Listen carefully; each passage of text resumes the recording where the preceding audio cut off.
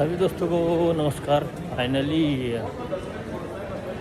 1 महीना 1.5 महीना एंजॉय करने के बाद अब हम चले हैं अपनी कर्मभूमि की ओर।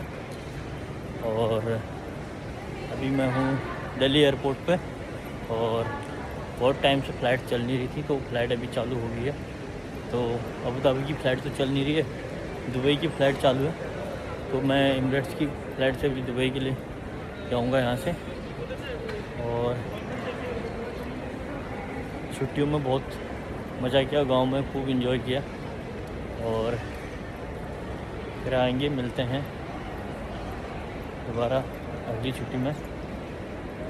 और ये हमारा दिल्ली का एयरपोर्ट, दिल्ली इंदिरा गांधी एयरपोर्ट।